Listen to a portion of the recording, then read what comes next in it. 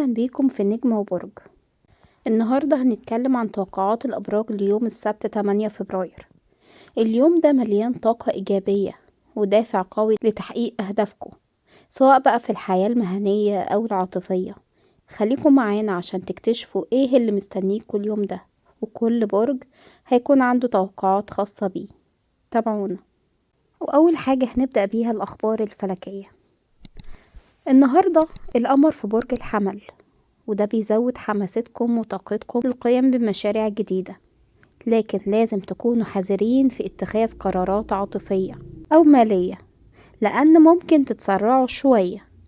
المريخ في برج القوس، وده بيدعمكم في اتخاذ خطوات جديدة في حياتكم المهنية، وفي نفس الوقت بتحسوا برغبة في التغيير والاستكشاف. أما الزهرة فهو في برج الجدي، فبيخليكوا أكتر جدية في علاقتكم العاطفية. لو في علاقة هتلاقوا إن الوقت مناسب عشان تحددوا نواياكم وتتفاهموا أكتر. أما لو مش مرتبطين فاليوم ده ممكن يكون يوم حاسم في تحديد مشاعركم لشخص معين.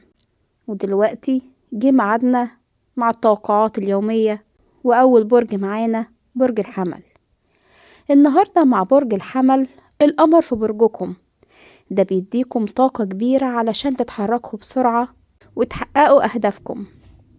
في الشغل اليوم ده ممكن تشوفوا تطور مهم أو بداية لمشروع جديد، لكن خليكوا حريصين في اتخاذ القرارات السريعة. أما في الحب يا حمل فالزهرة في برج الجدي، ده بيخليكوا أكتر جدية في مشاعركم. لو في علاقة النهاردة هو وقت مناسب للتفاهم أكتر مع شريككم. أما لو مش مرتبطين فخليكوا حذرين من التسرع في التعامل مع أي شخص جديد. النهاردة يا حمل يوم مناسب عشان تاخدوا خطوة لقدام في حياتكم المهنية. برج الثور. النهاردة مع برج الثور هتحسوا ان اليوم مليان تحديات، بس مع طاقة ايجابية بتساعدكم على التغلب عليها. ممكن تواجهوا شوية ضغط في شغلكم، لكن مش هتتأثروا بيه بشكل سلبي، بالعكس هتلاقوا حلول مبتكرة. أما في الحب يا ثور فالزهرة في برج الجدي، ده بيخليكوا أكتر جدية في التعامل مع مشاعركم. لو في علاقة فالنهاردة وقت مناسب عشان تحسنوا العلاقة وتحددوا أولوياتكم. أما لو مش مرتبطين فخليكم مستعدين لفرصة حب جديدة. اليوم ده مناسب جدا لو عايزين تركزوا على تطوير حياتكم العملية. برج الجوزاء. النهاردة مع برج الجوزاء هتحسوا انكم مليانين طاقة جديدة عشان تواجهوا التحديات في حياتكم. مع وجود القمر في برج الحمل هتحسوا بحوافز قوية عشان تاخدوا خطوة في مشاريع جديدة. أما في الحب فالزهرة في برج الجدي، ده بيخليكوا أكتر جدية في مشاعركم. لو في علاقة بقى اليوم ده فرصة عشان تفتحوا حوار صريح مع شريك حياتكم. أما لو مش مرتبطين فخليكم مستعدين إنكم تقابلوا شخص جديد ممكن يغير حياتكم. النهاردة يوم مناسب جدا عشان تركزوا على حياتكم المهنية وتنمية قدراتكم. برج السرطان. النهاردة مع برج السرطان هتحسوا ببعض التوتر في شغلكم، بس برضو هيكون عندكم القدرة على التغلب على المشاكل الصغيرة. خليكوا حذرين في اتخاذ القرارات اللي بتتعلق بالمال أو الاستثمارات.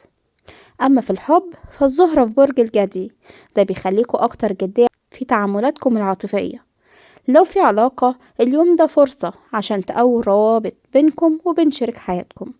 أما لو مش مرتبطين فخليكم مستعدين لفرص جديدة. اليوم ده مناسب للتخطيط الجاد في حياتكم العملية. برج الأسد.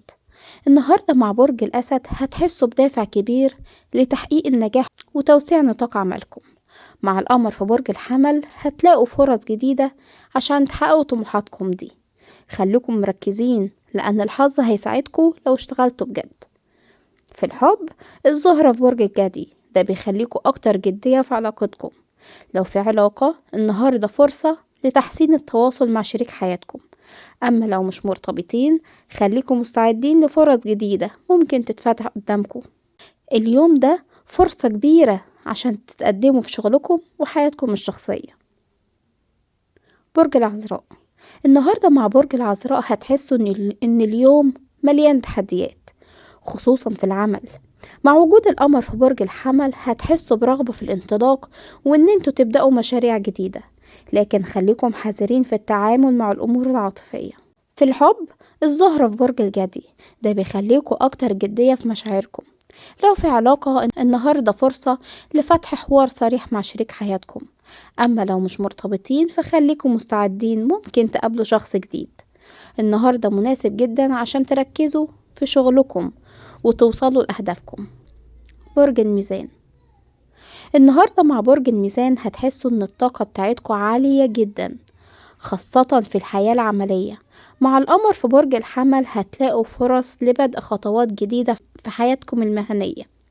في الحب، الزهرة في برج الجدي ده بيخليكوا أكتر جدية في التعامل مع العلاقات. لو في علاقة، النهاردة فرصة عشان تحددوا الأولويات وتوضحوا الأمور. أما لو مش مرتبطين خليكوا حذرين في التعارف مع أي شخص جديد. اليوم ده مناسب عشان تتحركوا خطوة لقدام في حياتكم المهنية. برج العقرب، النهاردة مع برج العقرب هتحسوا بطاقة قوية هتدفعكم للعمل على مشاريعكم الجديدة.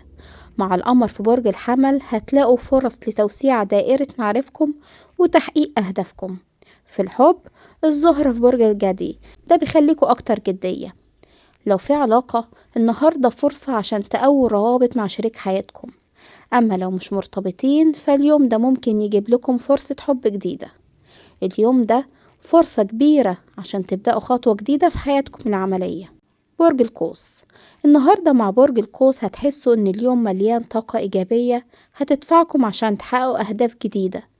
مع القمر في برج الحمل هتلاقوا نفسكم مستعدين للمغامرة في مشاريع جديدة.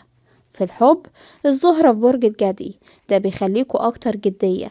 لو في علاقة، النهاردة فرصة عشان تحسنوا علاقتكم مع شريك حياتكم. أما لو مش مرتبطين فخليكم مستعدين لفرصة حب جديدة. اليوم ده مناسب للمغامرة والتجديد.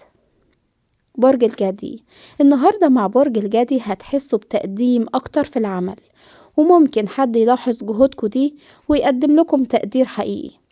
مع وجود القمر في برج الحمل هتلاقوا فرص لإظهار مهاراتكم. أما في الحب فالزهرة في برجكم بتخليكوا أكتر جدية. لو في علاقة، النهاردة فرصة عشان تحسنوا العلاقة دي.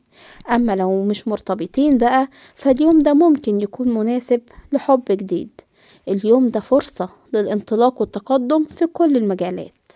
برج الدلو، النهاردة مع برج الدلو هتحسوا برغبة في التغيير والتجديد.